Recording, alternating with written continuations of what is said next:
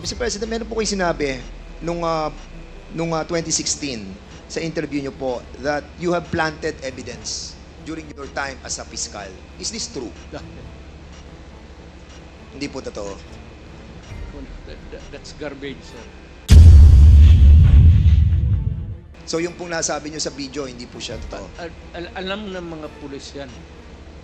Yung planting of evidence. Hindi talaga ako. Kasi Mr. President, yung po yung napanood ko at sinabi niyo po kasi.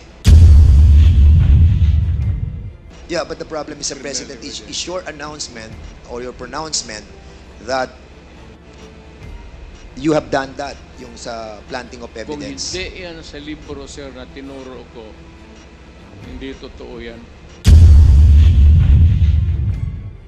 Siguro, ipakita lang po natin yung video. Yung last na po to para at least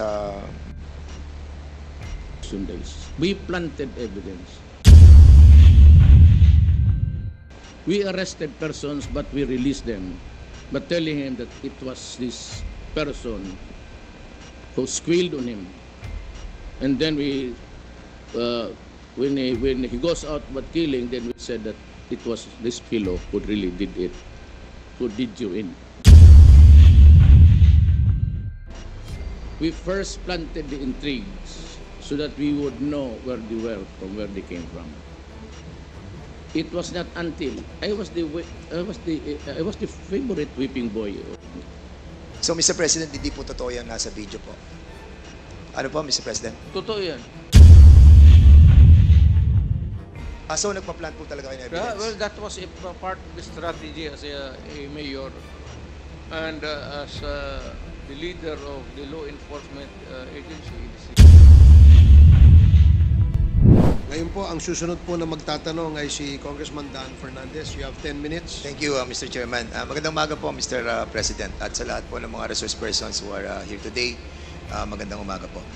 Mr. Chairman, Mr. President, sa inyo pong campaign promise, nasabi na po natin na 3 buwan, 6 na buwan po yung ating pong pangako. Pero umabot po ito ng 6 na taon. At dito po sa 6 na taon na to ay naganap ito pong mga allegation of the extrajudicial killing. Sa isang press con po na napanood ko po ay nabanggit nyo po yung reward system na binabanggit nyo po yung 3 milyon para po dun sa eradication ng drug lords. At meron din po kayo nabanggit doon sa 2 milyon naman po para po dun sa mga drugista. At meron din po kayong binanggit doon na second echelon na almost 1 million. Ito po ba ay totoo, Mr. President? Correct. I was fighting the drug war. Doon sa mga manufacturers, sinasabi ko talaga patayin ninyo. Patayin ninyo. Huwag na ninyong, basta maabot na ninyo dyan sa factory na nagluluto ng Cebu, patayin ninyo. Yan ang utos ko. And I assume for responsibility. Okay, Mr. President. Yung mga nasa labas na naglakad, nanhuli, hindi yun. At yung actual nasa factory, sabi ko, ubusin nyo lahat. Lalo na yung mga aliens. And this happened in my city And in other cities in the Philippines. and you take full responsibility for this, Mr. President. I will go to prison for that, Mr. Sir. At yung po ay in terms of policy, yun po yung inyong sinasabi. Ito po yung polisiya ng ating gobyerno and that's the reason why ito po yung inyong pinaninindigan. Correct, Mr. President? Isahin ko na lang, and I will not repeat it. I did it as a matter of principle to protect my country. That is the long and short of it. Kung anong tanong man ninyo. Mr. Chairman, recently lang po, si PNP Chief Marbil ay meron po siyang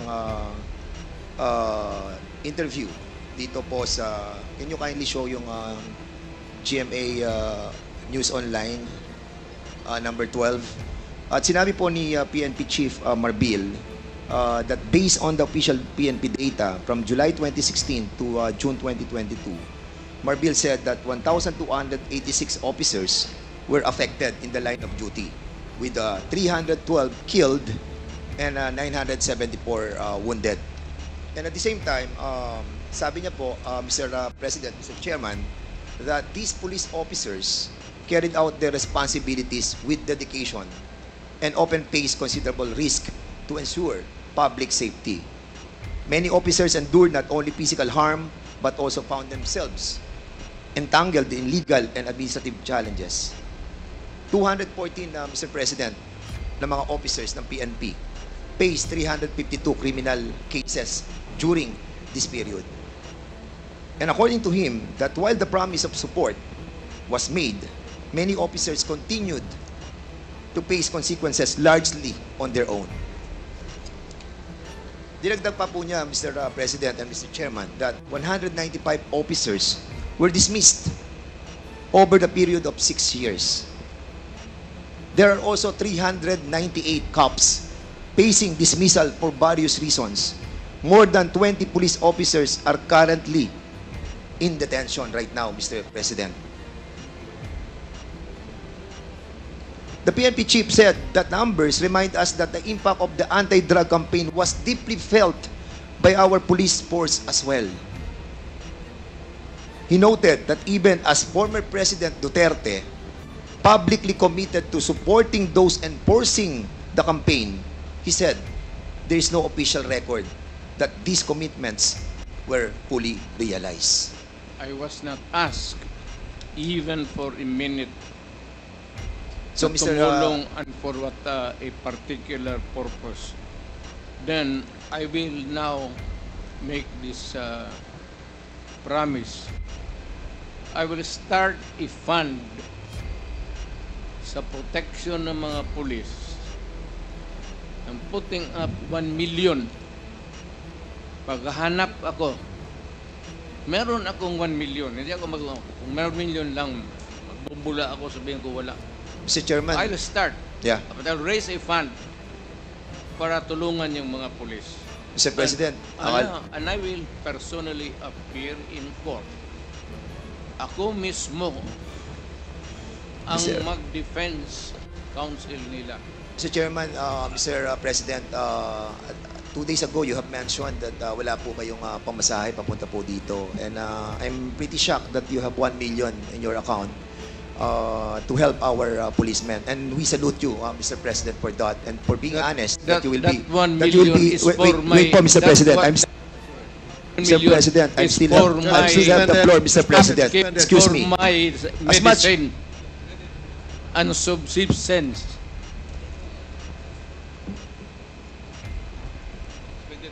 No, suspended tayo, suspended.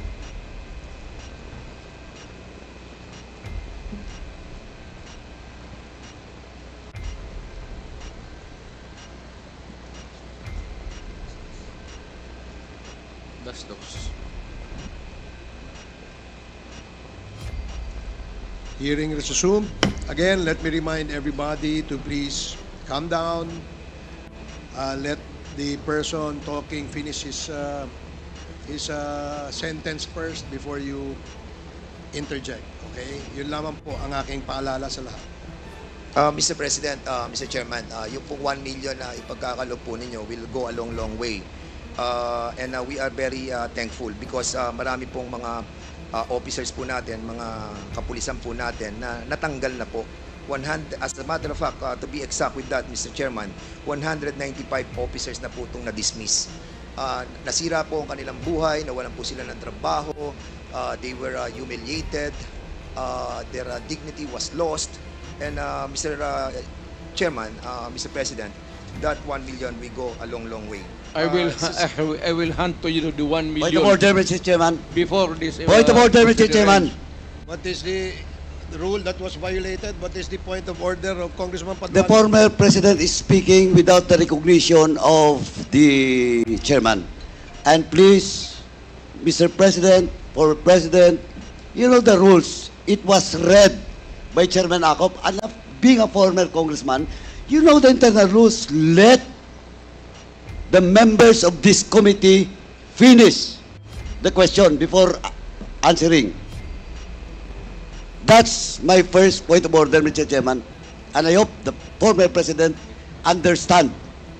Nakalimutan The rules. ko na yun. Yung rules na yun. Oh, now, I now want you. Hindi Pinapaalala ko ako, po. I'm not, Now again, I am Mr. not- Chairman. Chairman, Hearing suspended. the former President is Hearing speaking. suspended.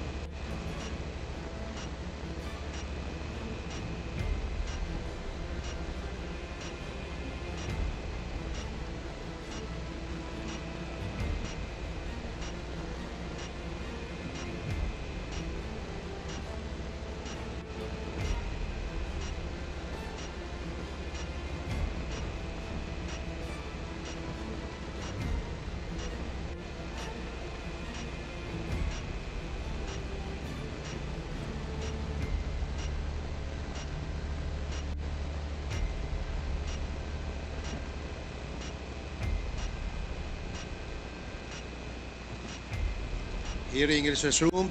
Before I allow everybody to speak, please be reminded, mga kasama, mga resource persons, to always address the chairperson when you want to speak and wait for the chair to recognize you. Para ho maganda yung communication, yung palitan po ng ating komunikasyon. Mahirap po kasi na nag-uunahan tayo magsalita, dadating po sa punto, nagtataasan na ho tayo ng boses, ayaw naman po nating mangyari yan because napaka-maselan at napaka-importante nitong ating pinag-uusapan. I do request from our resource person to please address the chair first before we speak, and the same as well to the members. No, please address the chair. Let me be the traffic enforcer here para malinaw at maayos ang ating hearing sa ngayong umaga. So I hope that I made myself clear, and I'd like to ask Congressman Paduano to please proceed. Hindi, Mr. Chairman, just a short manifestation lang po. Kasi po, before we start the interpellation, malinaw po na it was discussed to all resource persons and even to the members, the rules in this committee. And the former president is keep on violating that rules. Sabi ko na nga, he was then a former congressman and he knows the rules. Please respect this committee, Mr. President. And please, once again, that was my first point order, and I hope it will not happen again. Please wait for the recognition of the chairman before you speak. Thank you, Mr. Chairman. Thank you, Congressman Paduano. Your manifestation is Mr. noted. Chairman. Now we will now proceed with Congressman Dan Yes. Fernandez. Mr. Chairman. Wait for the chair to recognize you first, please. I'm sorry, Mr. Chairman. Ulitin Sige po, Okay. please wait for the chair to recognize you before you speak. Now you are recognized, Congressman Dan Thank you, Fernandez. Mr. Chairman. Mr. Chairman, ang nabanggit po dito ay 195 officers were dismissed over the 6-year period. Ang tanong ko po, Mr. President, bakit ngayon nyo lang po ipagkakaloob yung 1 million samantalang na-dismiss na po ito pong 195 officers? I do not have the records. Sir, Wala po. hindi ako Polcom. So, hindi ko alam yan. But being the former president, sir, you have this I know that capacity. some policemen were dismissed. Because it was promised by you that you will, sabi niyo po ay sagot niyo silang lahat. But unfortunately, ito po nga po, nakita po natin, nagre-react na po ang PNP. And ang feeling po nila ay they were left alone, Well, Mr. President. if you're citing the records, then I would admit it. Na yun, totoo yan. Yes, I agree with that. Walang problema. Sinabi mo eh. Hindi, I agree with that, Mr. President. But my question is, bakit po natin silang napabayaang katulad po nito? Sagot niyo po sila. Pero 195 man na-dismissed, 398 cops facing dismissal, 1,286 dead, at yung iba po ay wounded. Were we able to help them, Mr. President? Well, alam mo, sir, if you work for a government, there are rules to be followed. It is not just because you are a policeman that you're always correct. It is not safe to say that you are a mayor that you are always correct. that you rule the city by your own. Maraming nagkakamali, and there must be a reason for their dismissal. There cannot be a dismissal without a lawful ground. Kung napaalis yan, sir, meron talagang kasalanan. Hindi mo pwedeng basta i-dismiss mo lang yung pulis. But Mr. President, you Pero ako, pro-police talaga ako. Yes. Pinoprotektahan ko talaga ang police. I understand, Mr. President. But you made the promise, Mr. President, that sagot nyo sila. Sagot ko. And yun po ang problema natin, Mr. President, Mr. Chairman, that after 6 years, ngayon lang po tayo magbibigay ng tulong para po sa kanila. Hindi. The record will show, Mr. President. Hindi mo, yan ang record. Hindi, walang record ng bigas, pati pera No, Mr. na President. binigay ko What sa I'm trying to pamilya say, nila. the record will show that wala pong tulong, natanggap ang lahat ng ito. Hindi po ako nagsasalita nito, Mr. President. Ang nagsasalita po nito ay si Chief PNP Marbil. Alam mo si Marvin, you remind him, hindi nakalista yung mga bigas na binigay ko sa mga pamilya ng polis, pera, enrollment ng mga bata. Hindi nakalista dyan. You Mr. remind that Marvel to Mr. President, use your... ang binabanggit po natin dito ay tulong na legal. Huwag kang Doon sa- maniwala dyan kay Marvel. Wala ka dyan. Okay, we will but sige po, punta po tayo sa susunod, Mr. President. Mr. President, Mr. Chairman, I would like to show a video. And later I'll be asking the former President to answer some queries from this representation. Hindi. So, Sandali lang. Yes, I'm sir. not trying to be smart, Alec. I'm sorry if I'm overdoing. hindi, it's okay po, Mr. President. No problem po. It's not really, hindi ko sinasadya yun. Opo. I respect I was once a member of Congress. Medyo emotional lang kasi ako basta sa crime na talagang galit ako sa kriminal. We Baka- understand that po, Mr. President. And thank you for that. Pakita lang po natin yung video, Mr. President.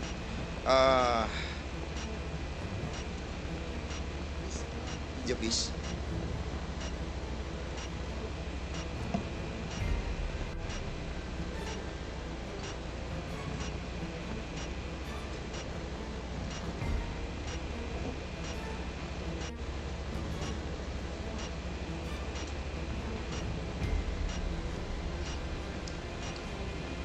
Mr. President, noong August 23, 2016, wait. Noong August 23, 2016, doon po sa Committee on Human Rights and Committee on Justice,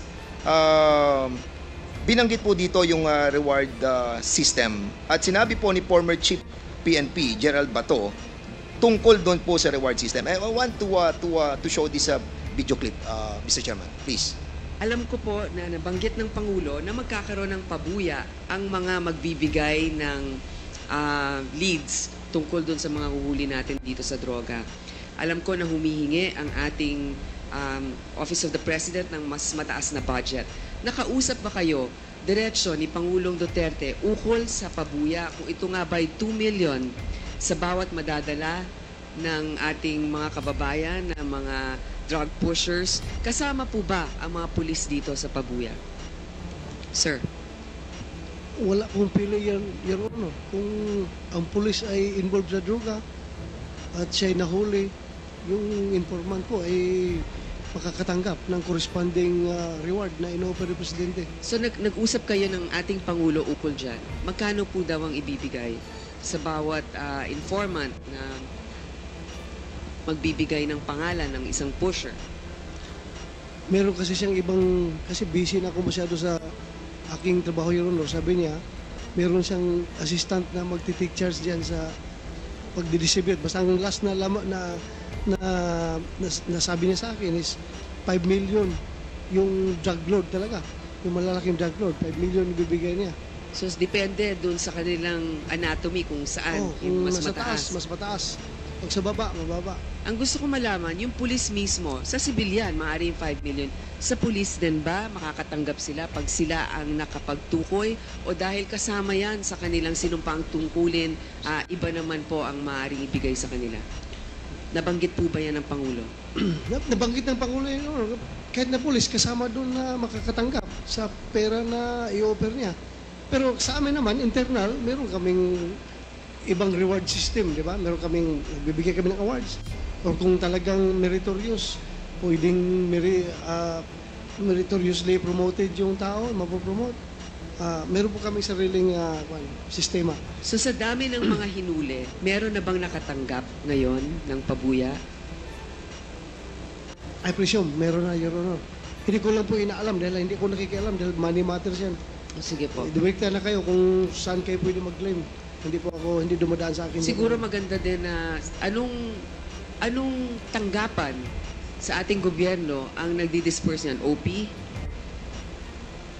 Tanungin ko po si Presidente, Your Honor. Siguro pwede tayong makahingi niyan. Kung meron ng nabigyan, siguro kung ito'y makakasama sa kanyang kaligtasan, maaari namang executive lang ito, hindi na natin i-release. Meron pong gustong... Mr. Chairman, Mr. President, will you confirm that the Office of the President tumingi po ng mataas na budget para po sa reward system? Sir, can you kindly use the mic, please? Will you kindly use the mic, please? That's correct.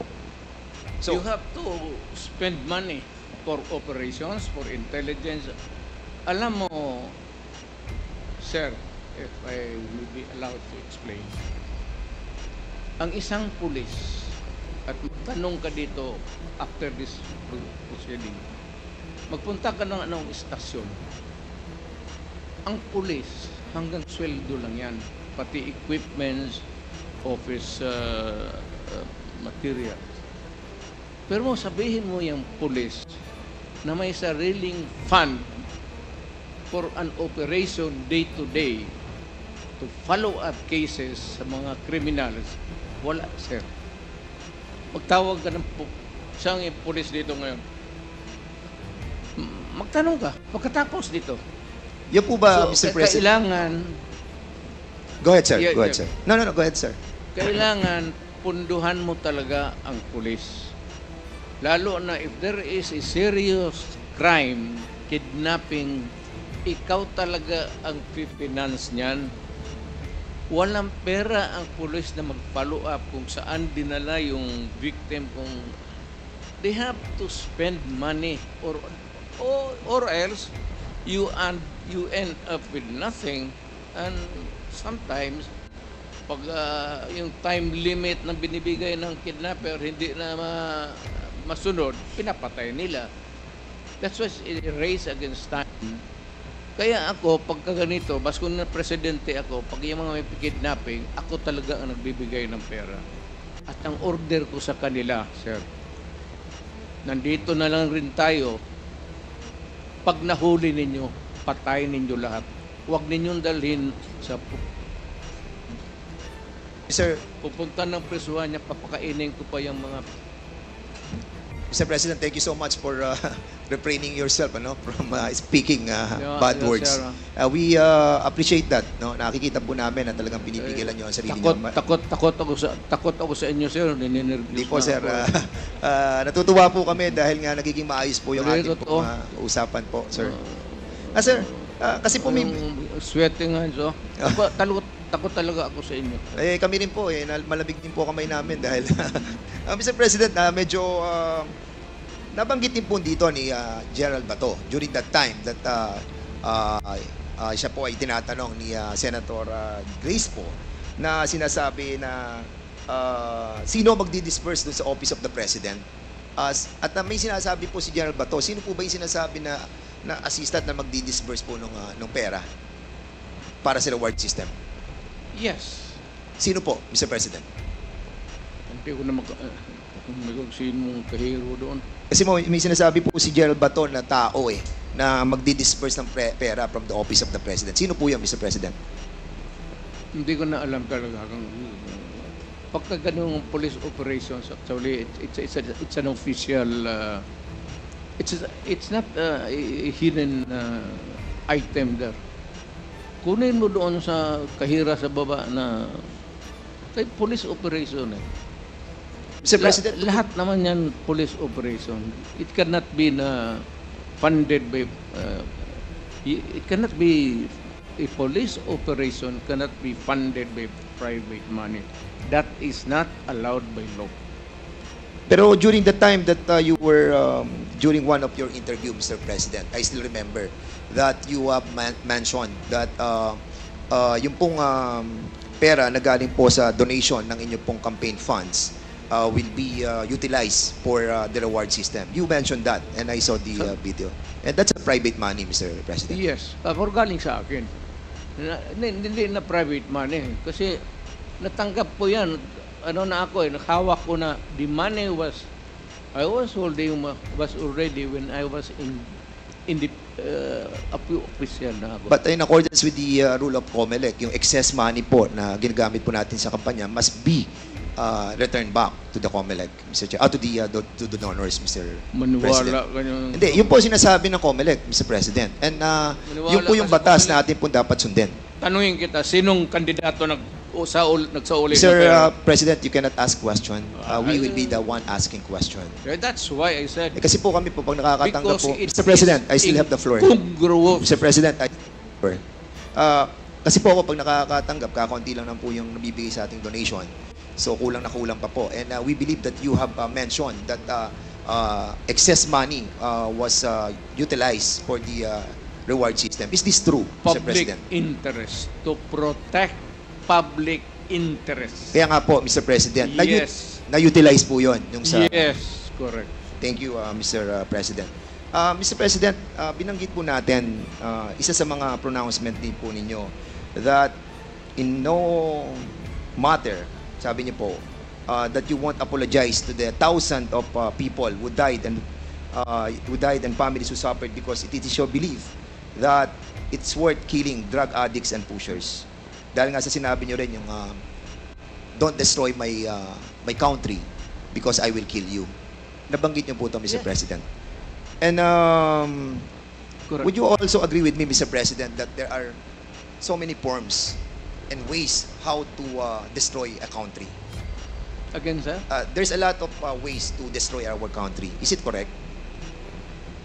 There's a lot of ways, Mr. President. Maraming paraan para wasakin po ang ating bansa. Oh, of course. Di ba? Hindi lamang po ang pagsugpo sa illegal drugs. As a Yes. matter of fact, Mr. President, Rebellion. yes, correct. Yung pong tinatawag po nating economic saboteurs, yung pong mga sumisira ng ating kalikasan, yung mga nagpapasok ng mga illegal, yung mga smuggling sa ating pong mga costume, yung pong mga droga na pinapasok, yung mga illegal na bigas, yung pong mga asukal at iba pa. And at the same time, Mr. Chairman, yung corruption also. And at the same time, Mr. Chairman, ito po tinatawag nating conniving with the different enemies. These are forms and elements in destroying our country. Mr. President, your pronouncement that don't destroy my country because I will kill you. Does this pertains to all of these elements, Mr. Hindi naman. Sir, I was really particularly worried because yung droga kasi ang target yung mga bata. Hindi tayo. Ang droga na distribute dyan sa mga high school, dyan sa mga ano, kung ang next generation ng Pilipino puro bangag at marami nakikita mo dito mga opisyal natin sa gobyerno, nakikita mo mga bangag alam mo na kung sino ang bangag, tinatawag nila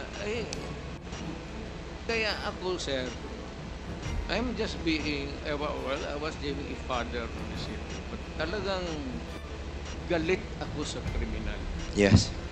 And Naggalit ako sa kriminal. And would you agree with me, Mr. President, that doon po sa inyong war on drugs, yung mga reported, majority of those that were reported killed on war on drugs were not really all drug addicts and pushers? Would you agree with me? Well, because some of those who are really Collateral. in trafficking are not marunong those trafficking sa drugs, may utak yun. Yun sila ang nag-traffic ng drugs. And they avoid taking drugs because alam nila na kung malulong sila sa droga, hindi na nila magamit yung utak nila. Mr. Kaya, President, yung yes. sinabi nila na hindi lahat drugista, tama yun. Yung Pero ito po ay mga collateral damage. Sabi nga po, shit happens eh. Di ba? Sabi ni Gerald Bato. So, if ever that meron pong collateral damage, meron pong mga shit happens, will you consider this as a failure of the war on drugs? Hindi, sir. I would say that it was a maybe unnecessary death, but a collateral damage is recognized, if not, hindi naman sinasadya eh. Kaya yung in one drug den doon sa Davao City, 4 na Chinese, binatay ko talaga. Ang problema, may tinamaan na 2 yung nagluluto. Pero yung 4 na insect na Mr. Chair- talagang pinatay ko.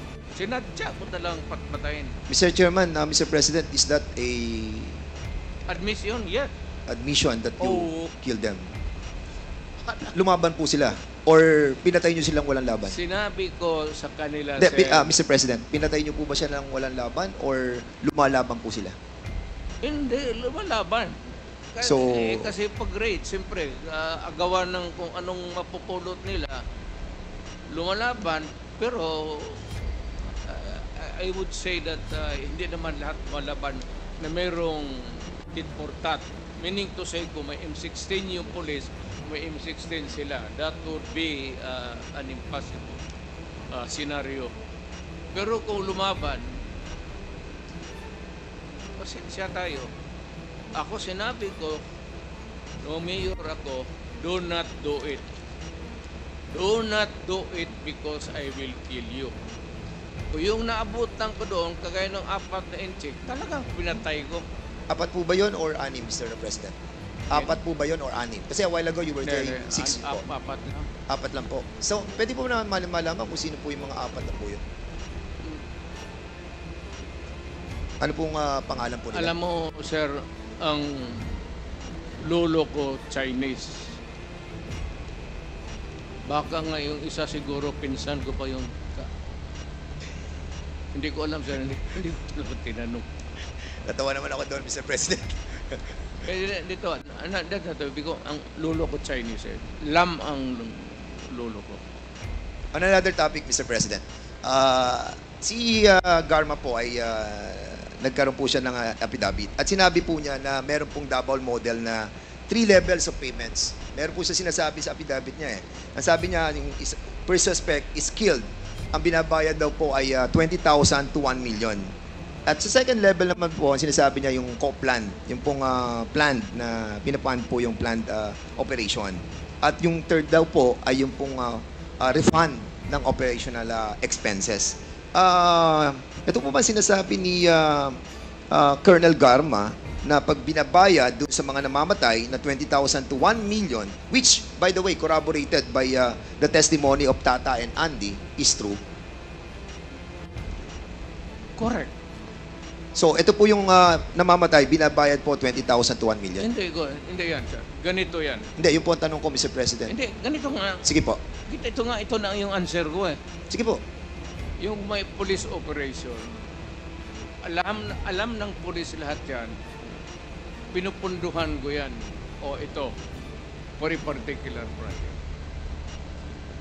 Pagka na-accomplish nila yan, sir, may sobra, magsabi ang police officer o lead official, sir, may sobra, hindi na ubos yun. Hindi na yan. For the boys. Yan, sir. Okay, Yan, sir. yan. Mr. President, in some interviews you have mentioned that, and you have spoken about the reward system. And sinabi nyo, patay o buhay? Patay, better. Buhay, okay lang. Correct. Yes, so ibig po sabihin ay mas okay sa inyo kapag patay. Mas maganda kung patay, sir.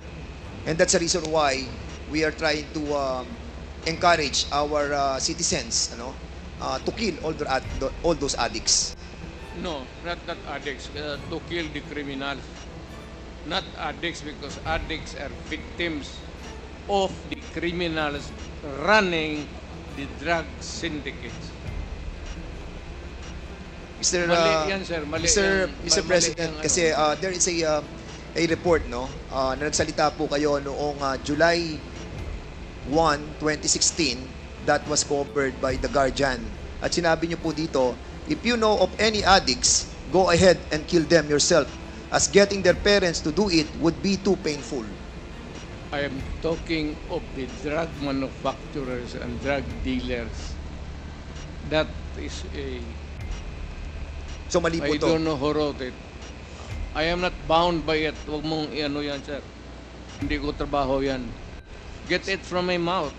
Because I was the man. De, ano po to, Mr. President? Live, ano po to, interview po. Ano po to, Talagang video? sinabi ko, pero hindi tama yan. Nasa video po, Mr. President. Sinabi hindi addict, sabi ko drug dealers and drug pusher. Bakit mo patayin yung addict? Dali mo sa ospital.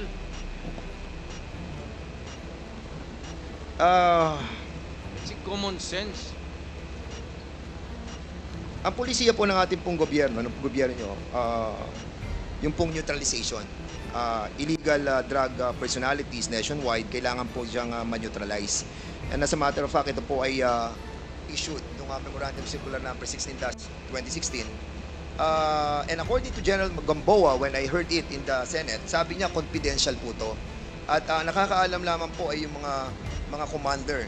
As a matter of fact, yung po sinabi niyo, commander, yung mga chief of PNP ng DDS. Bakit po siya naging confidential, Mr. President? Again, sir, what's the question? Bakit po kaya naging confidential yung pong utos na negation and neutralization of all those personalities sa illegal drugs? Standard yan, sir. That is standard. Hindi naman minano ng pulisya ng there is a directive. It is confidential, and if there is a list, it cannot be made public, not even shown to anybody, pati sa yung mga sa Kasi Mr. President, kung connectivity negation news. and neutralization, alam naman po natin, according nga kay Chairman Abante during our discussion, na ang meaning po ng negation ay patayin, neutralize, patayin. So, is there really an intent to hide this and make it confidential in order the lower ranks ng ating No, kapulisan sir. na hindi po malaman Wala yung inyong akong- kautusan? I will admit na ang order ko yung mga drug manufacturers, pati yung mga big time drug distribution, patayin. Hindi ko, I will not deny it. At kung ako mabalik ako pagka-mayor, tublahin ko yun. And I want to make it clear, Mr. President, Mr. Chairman, that nung panahon po ng ating pong Pangulong, dating Pangulong Rodrigo Roa Duterte, meron po tayong 210,000 na mga kapulisan. And during that time, kung titignan mo yung mathematical computation, if ever na nagkaroon po tayo ng 20,000 na killed during that time, ay kung magkakaroon po tayo ng ratio na 1:1, ay sasabihin po natin that majority of the members of the PNP ay hindi naman po na-involved dito po sa war on drugs. Would you agree with me with that, Mr. President? Yes, sir. Mayroon kasi yung mga drug enforcement units lang sila. Sila lang po yung na-involved. Not all policemen, any police department of a city or a province are dedicated to the drug operations. Meron talaga yung unit, sir, hindi lahat.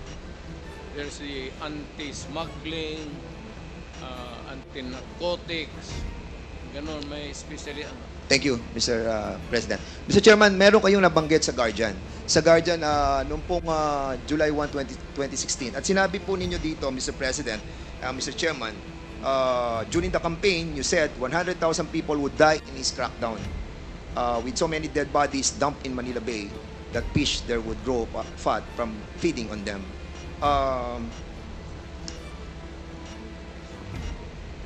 And out of that 100,000 that you have mentioned, ang reported lamang po na namatay is almost 20,000 to 30,000. So, were you Kulang. disappointed on this, Mr. Kulang. Kulang? Kulang. Were you disappointed that it's only 20,000 to 30,000? Sir, kung pabalikin mo ako sana pagka-presidente, I will make up for the yung kulang na ano. Kawawa naman po yung mga pamilya, Mr. Well, Mr. President. Actually, marami po mga napatay na hindi po nabibigyan ng hustisya, and I think this is not a laughing matter, Mr. Chairman. This is my message, sir. Yes. Pagka pumasok ka sa droga, pumasok sa krimen, iyo yan. But- iyo yan. Yes, but Mr. President, you manifested. Yes. And they heard me say that do not do it because I will kill you. Yeah, but you manifested a while. Narinig Yes, nila Mr. yan, I understand po. You manifested a while ago that those that were killed during the war on drugs were not all addicts and high-value targets. Iyan ang Kaya hindi po nagmamatch yung... that would be a matter of mathematical ano, sir. Hindi lahat talaga tama ka. Tama ka. Okay. It could not be na lahat durugista or even connected with drugs. And because of this pronouncement, Mr. President, because you have mentioned of the reward system, doon po sa nabasa kong sa news, and if I may, police were outsourcing extrajudicial killings to the same vigilante gang they accused of murder. Officials of the PNP, andyan po, kung mababasa po ninyo, coordinated with vigilantes, selected targets to credit for murders, and on occasion paid for assassinations in the name of the war against drugs. So in other words, Mr. Chairman, because of this war on drugs na pronouncement po ninyo, yung pong anti-drug vigilante group existed because of this tinatawag po nating outsourcing ng mga pulis. Like what happened, Mr. President, nung kami po ay nag-imbestiga dito na si Colonel Santi, who testified under oath and made an affidavit na sinasabi po niya na nag-hire po sila ng killer para po kay General Barayuga. At binayaran po nila ng 300,000 pesos. Will you agree with me, Mr. President, that General Barayuga was a victim of extrajudicial killing? I'm sorry, sir. I'm not. Wala talaga akong maisabi dyan. Hindi ko alam ano sinasabi mo. This happened, Mr. President, during your time. Yeah. But you don't know what happened to General Barayuga? Wala akong Mr. Chairman, kasi po panahon po ninyo to nung mamatay si General Barayuga, and it saddened us kung hindi po natin alam kung ano po nangyari doon sa kaso yan, yun. yan ang problema eh. Gusto ko rin malaman kasi it was during my time. I am as much interested as you. Kasi Mr. President, General po to. Pero yung utos ko, Apo. inaamin ko, Na ano po? walang problema yan. Hindi nyo po ba inimbestigahan itong tungkol kay General Barayuga? Wala akong nakialam dyan, sir. Kindly wrap up. Kasi po, Mr. Mr. That is a personal, maybe, I do not. Kasi po si Wala akong ano na magpatay ng general. Kasi po, ito pong si Colonel Hector Grijaldo, na siya pong nag-aakusa sa amin that kami daw po ay pinuwersa namin siya, kinuors namin siya, hinaras po namin siya. Siya po ang chief of police ng Mandaluyong when this murder of General Grijaldo happened. General Barayuga happened. And that's the reason why we are asking about kung nalaman po ninyo itong kasong to, Mr. Wala, sir. Sino yan, sir? Sinong suspect? Well, according po kay Colonel Santi, ang suspect po ay si Colonel Leonardo at si Colonel Garma. He mentioned in the affidavit that Colonel Leonardo called him Kaya nga po, tinatanong po namin sa inyo kung nalalaman po niyo yung kaso Well, yun. I do not know. There should be cases by now. There should be a case filed by now. Kung ganun, lalo na general. So, anong ginagawa ng police pati military niyan? They should be more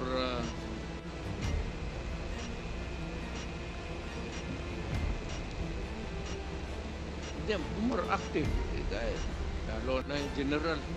Okay po. Mr. Chairman, Mr. President, merong pronouncement sa Philippine Daily Inquirer written by Marlon Ramos, Robert Dehon, noong October 14, 2016. And De Lima called mother of all drug lords. Nakasulat po to at binabanggit po. Naniniwala po ba kayo that si Secretary De Lima ang mother of all drug lords? Who said it, sir? According sa report ay mga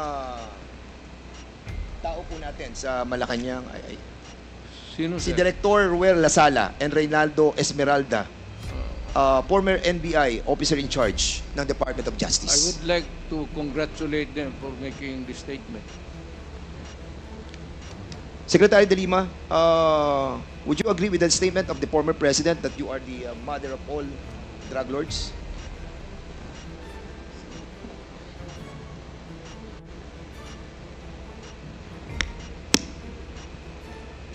Absolutely false. That is a fictitious, bogus allegation against me.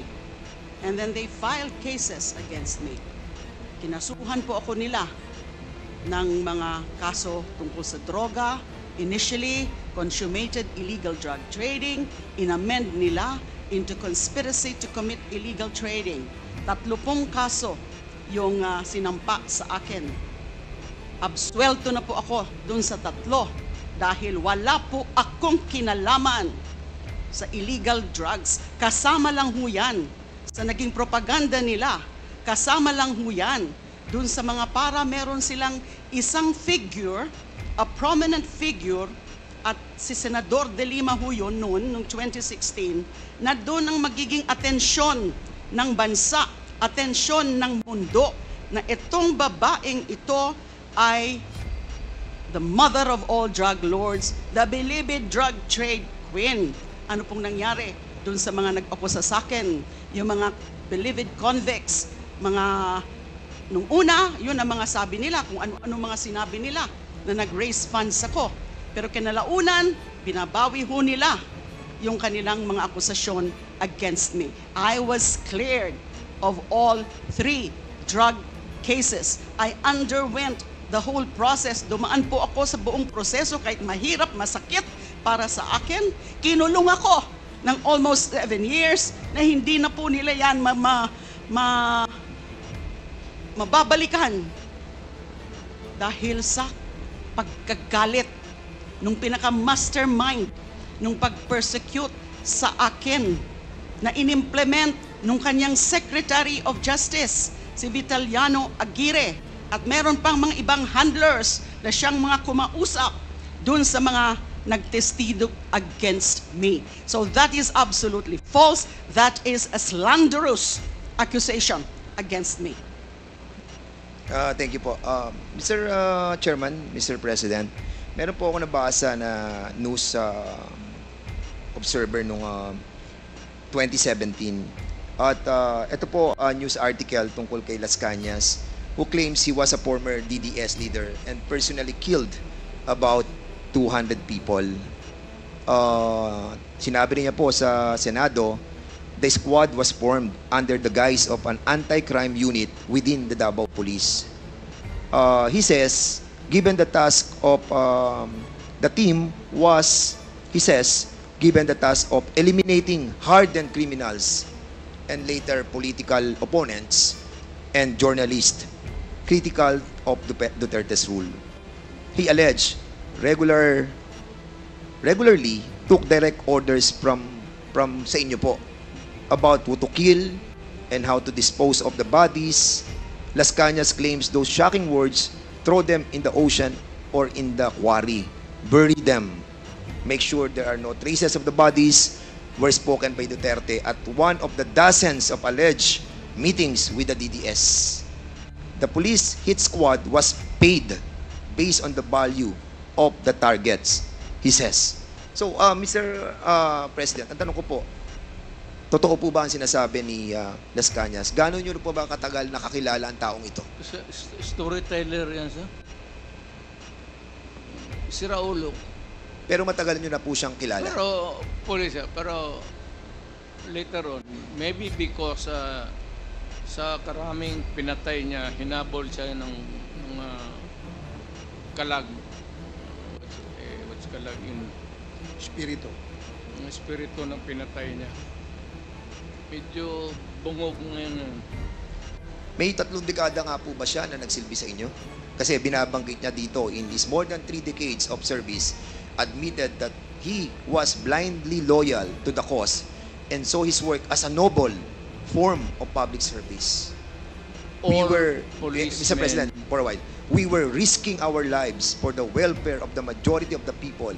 I felt that I was serving the country for the greater good. Yun po yung kanyang parang naramdaman nung ipinaglalaban niya yung 200 people na kanyang pinatay dahil naniniwala po siya sa nobility nung kanyang sinasabi po ninyo na this is being done because of public service.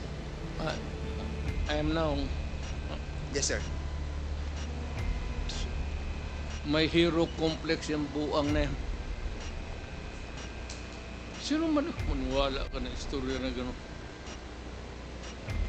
Meron pa po siya sinasabi, Mr. President. Ito, last na po to, na sinasabi niya. He tells one particular incident. No? Medyo worrisome po ako talaga dito because meron po yung binabagat against this that has given him nightmares for years. In 1996, Las Cañas and his team were ordered to kill an alleged criminal, his pregnant wife, and his 4-year-old son, who were all in the same vehicle at the same time. I attempted to rescue the 4-year-old boy, Las Cañas claimed. But according to our team leader, since the boy had seen our faces, he could recognize us in years from now and identify us. It was on the personal order of Duterte, he claims, that they disposed of the family. Mayor Rudy approved the recommendation of our task force commander in front of us to erase, meaning to kill everyone. That was his specific order, that he okay with it, provided it would be clean. Sir, medyo matas-taas ito lang ko sir. When I was a fiscal, kukunti lang yung sweldo and I got married. Asawa ako, got pregnant, nanganak ako. So, short yung income ko. Nagturo ako to augment my income sa Police Academy sa Davao City for about almost 7 years while I was a prosecutor. Wala akong tinuro na ganun sa kanila. By the book, at hindi naman ako gabong hipokrito na magsabi sa kanila, ito ang gawin mo, tapos pagdating doon, sabihin ko sa kanila na iba ang gawin. That's a very complex thing to do kung ako ang tinutukoy mo sa mangyayari niya. I cannot imagine myself teaching criminal law sa Police Academy doon. Pagkatapos, iba ang sabihin ko sa kanila sa likod. How? Mr. President, if I may, no? Sinabi rin po ni Las Cañas dito that kayo raw po yung Lord of all drug lords. Ano pong masasabi niyo po dito? Ano po? Kayo daw po ang Lord of all drug lords. I cannot. Ikaw, alam mo man ako, sir. Papabili siguro ako ng mga aspirin, gano'n. Pero Paki-explain po properly, Mr. President. Hindi po namin masyado maintindihan. That's Hindi your last ako question. dadating ng pagka-presidente, sir, kung ganun ako. Sir, can you kindly tone down your voice? Oh, yeah, yes. We're just I trying was to... just no, emphasizing Mr. the President, we're just point asking na that to clarify alam your ng statements. pulis, alam ng lahat ng tao ng Pilipinas, mayor ako, hindi ako dadating ng pagka-presidente kung ganun ako katurpe. Hindi, sinasabi That's your lang po last namin, Mr. question, President, Congressman kung Fernandez. kayo po yung Lord of all drug lords na sinasabi po ni Arturo Las Cañas. Yung po ang tinatanong ko. Mr. President, okay. Lastly, Mr. President. That's your last Yes, question. Again, last na po to. Congressman Dan Fernandez. Mr. President, meron po kayo sinabi nung 2016 sa interview nyo po that you have planted evidence during your time as a fiscal. Is this true? Hindi po totoo. That's garbage, sir. So yung pong nasabi nyo sa video, hindi po siya totoo. Alam ng mga pulis yan. Yung planting of evidence. Di talaga ako. Kasi Mr. President, yung po yung napanood ko at sinabi nyo po kasi. Kaya kami naman po ay, we are basing on the video that we have seen at nakita po namin yung sinasabi nyo na nagpa-plant po kayo ng evidence and we wanted to find out. Kasi yung pronouncement nyo po was construed by the members of the PNP organization that they can do freely the planting of evidence. That's illegal. And I said I was teaching them criminal law. Yeah, but the problem, Mr. President, is your announcement or your pronouncement that you have done that, yung sa planting of Kung evidence. hindi yan sa libro, sir, na tinuro ko, hindi totoo yan. Siguro, ipakita lang po natin yung video. Yung last na po to para at least Days. We planted evidence. We arrested persons, but we released them. But telling him that it was this person who squealed on him. And then we, when he goes out but killing, then we said that it was this fellow who really did it, who did you in. We first planted the intrigues so that we would know where they were from, where they came from. It was not until I was the favorite whipping boy. So, Mr. President, hindi po totoo yung nasa video po. Ano po, Mr. President? Totoo yan. So, nagpa-plant po talaga kayo ng evidence? Well, that was a part of the strategy as a mayor and as the leader of the law enforcement agency in the city. Thank you, Mr. President. At maraming po salamat, Mr. Chairman, and I'll be yielding back my time. Salamat, Congressman Dan Fernandez.